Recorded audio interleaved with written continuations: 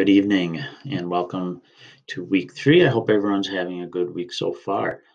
This week we're looking at grading policies, and why don't I jump into that right now through my presentation. Before we dive too deeply, I want to just consider a couple situations here, and let's consider this. Situation number 1. Consider a student received the following 10 grades for an academic term. The letter grades of a A, C, F. Uh, Failed to turn in an assignment, a missing assignment, and a B, a D, a missing assignment, C, B, and C. Those are the 10 assignments. What grade should this student receive for the term? Well, this question would elicit a lot of response, I'm sure, or a lot of discussion. Individually, teachers might respond very differently to this. I would speculate that the grades would range from an F to an A, or perhaps a teacher might give no credit or an incomplete based on the missing assignments.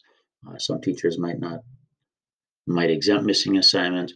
Uh, Anyways, the answer could be all over the place, and it just leaves a lot of room for subjectivity. Um, so that's a little food for thought.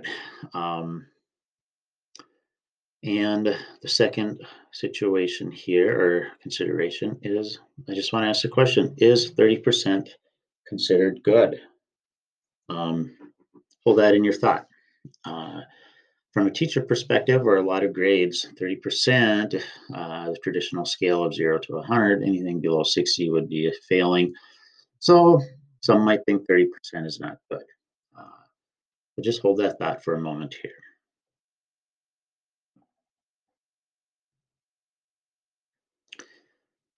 On this slide here, I just want to talk about Kirby Puckett, the late Kirby Puckett, my all-time favorite baseball player. I vividly remember the World Series in '87 and 1991, where the Twins won the World Series, and Kirby Puckett played a big role in both of those World Series games. Just a couple highlights of him. He, like I said, won 2 World Series titles. He was a 10-time he made it to the All-Star game 10 times. He won 6 Golden Glove Awards, 6 Silver Slugger Awards. He won a Major League Baseball batting title 1 year.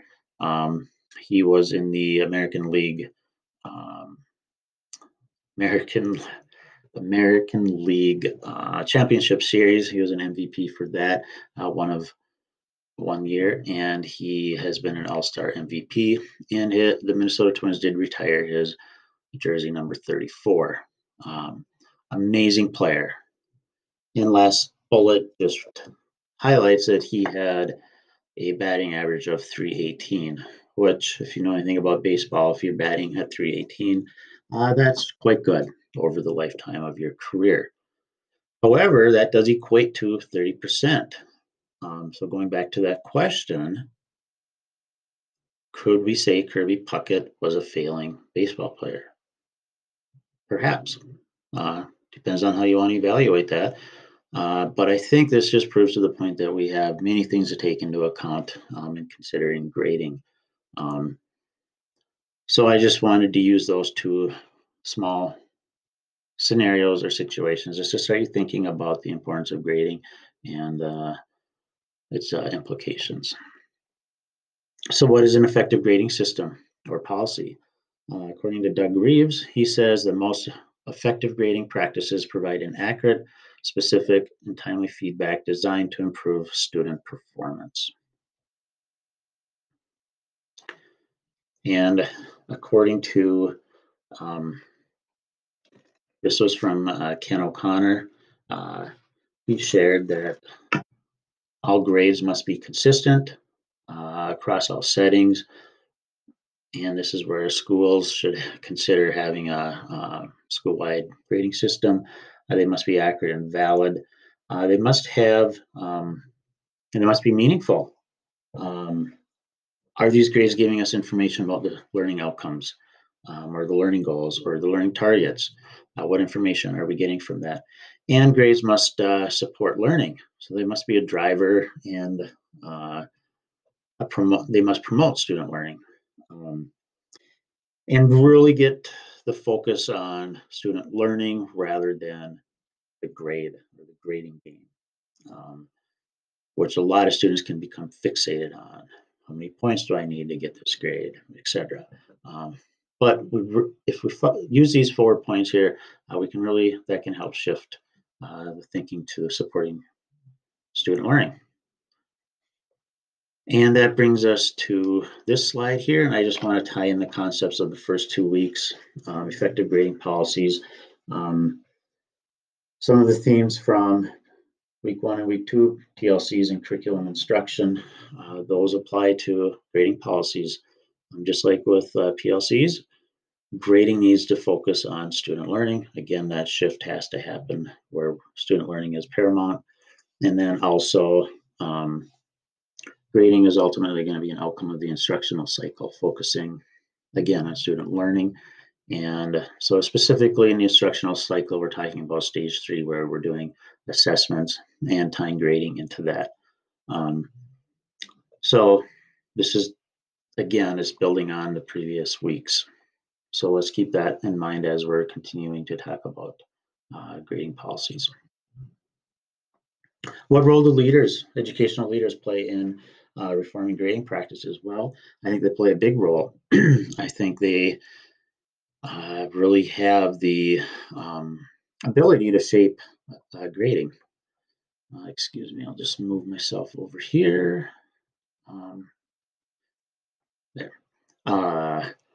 And what can they do to start triggering or initiating review of grading policies? Well, Mr. Reeves, again, going back to him, he suggests that our leaders can create a sense of urgency. And what this means is, thinking about what are the consequences for a lot of Fs in our school? Do we have a lot of Fs? Let's start looking at that. What are the costs of having a lot of failing grades? Is our school focusing on putting a lot of investment in creating intervention programs rather than focusing on electives? Long-term student failures, are they creating a dropout rate that is not great? And what's the cost on society? So really, I think you can create a sense of urgency, like this is something that we really need to take a deep look at. Another way leaders can help reform grading practices is to identify teacher leaders who are already implementing the so-called friendly grading policies, provide forums for them to share these practices with other colleagues. I think teachers can learn best from teachers sometimes. And the third bullet here is to get the facts. Just keep reiterating that, and that grading needs to be based on research-based evidence, not opinion or those long-held traditions. And also, I think it's important to reassure the stakeholders, students and parents and teachers, that certain things will not change by improving or changing a grading policy. A lot of stakeholders might hold on to long-held traditions, such as letter grades, honor rolls, awards, IEP accommodations, etc. And all those can still be held intact. Changing the grading just provides more rationalization for the grade. And I think leaders need to focus on all 4 of these points in creating change.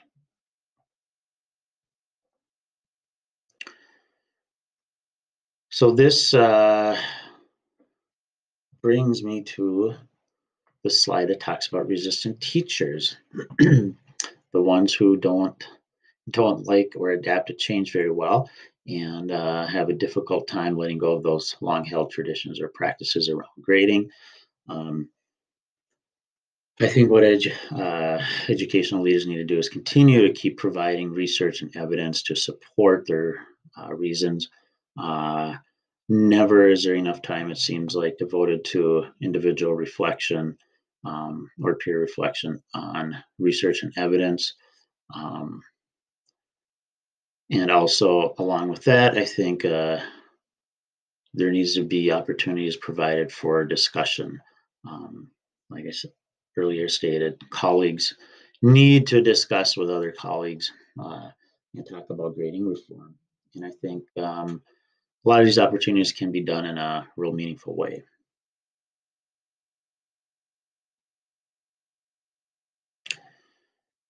So, what does the research say?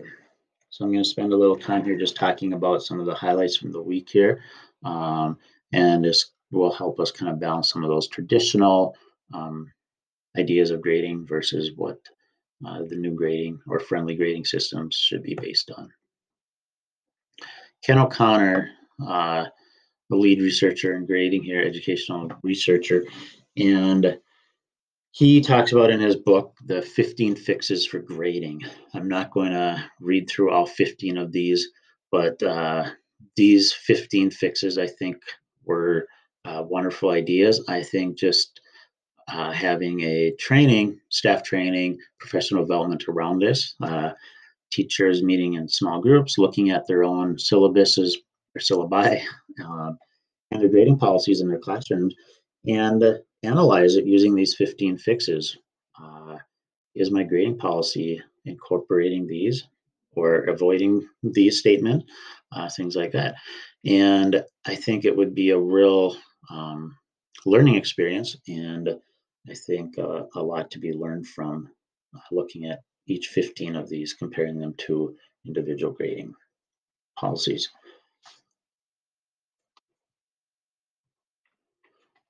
Doug Reeves, he's another education researcher, and he uses the term toxic grading practices. Um, and these three things are what teachers should avoid at all costs. He highly recommends to eliminate the use of zeros. He uses zeros. He uses the term that they are the academic death penalty. Zeros don't motivate. Instead, they encourage students to give up. Like, what's the point? Why do this? I'm so far in a hole. I have a zero. There's no way I can pass now. And it really can derail student learning. So he says just get rid of zeros. And when you think about if you're using a point system, 0 to 100 scale, 0 to 60, there's a lot of points in there, a lot of potential grades. So that 0 can really damage a grade if you're using more of a traditional grading system or scale. So keep that in mind. Also, he says get rid of the averages. Assessment should be towards learning goals, and they should be at the end of a learning period, and not the average. We want to look at what the student has learned according to the learning targets. So let's focus on the end. Did that learning happen? And this is where more summative assessments should be used. Formative assessments should be used throughout the instructional cycle here, guiding those interventions and differentiation. But the overall averages should not be relied on in coming up with grades. He used a good analogy of a track runner, track athlete, and he suggested in your finals, would you rather have the student that has the best average, best time for racing to compete at your tournament, or would you want to choose a student or athlete who has the best time at the end of the season? So that just kind of put it into perspective. And then also he suggests eliminating the semester killer. All of us know and can probably think about these giant make or break projects that perhaps you had to do as a student, or that you maybe unknowingly place upon a student. Like project, paper, portfolio, etc. Again, you have to think about, are these really measuring learning towards those goals? And lastly, Rick Romelli, he shared a lot of tips, and he's really big on pushing the pushing the ideas of giving students opportunities for doing redos, retakes, do-overs. He really emphasizes that failing students need hope. Um, and again, just like you don't want them to be pigeonholed where they can't uh, do well. And he also says we need to get away from using grades to teach responsibility or the gotcha, using grades as punitive measures. Uh, for example, I'm going to teach you, you'll learn from this. Instead, he suggests that we think about, instead of I got you with that grade, like what do you need to be successful in working with students? How can I help you do that? Um, Provide that hope. And then he talks about the cultivating the growth mindset rather than the fixed intelligent mindset. And he used the example of the phrase, "You can lead a horse to water, but you can't make them drink." He challenges that saying. That would be like a fixed mindset. The horse isn't going to drink regardless, no way ever. And he suggests we need to use the growth mindset. Instead of thinking of the horse not drinking, uh, you have to help make that horse be thirsty. So, what can you do as a teacher to create that thirst for learning? Um, and that's the growth mindset. I really like that analogy he used. And then a third tip was do not demonize failure, instead, encourage it. Uh, Failure can be tough, but what's learned from failure and mistakes can build and create resiliency, which is one of those lifelong goals that I think we want all our students to have. And he also talked about in the real world, high stake tests can be retaken.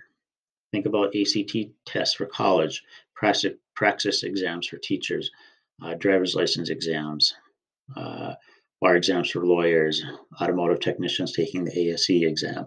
Uh, Students can try to master those skills if they don't meet the learning targets for which these tests measure, and they can go in and reassess and be graded again. So this really drives home that message. If we're trying to promote real world learners, we really need to give an opportunity for that hope and give students the opportunity to do those retakes or redos, whatever you want to call them, so that they can learn. Again, this drives home the message that the focus of grades should be to promote learning, not otherwise.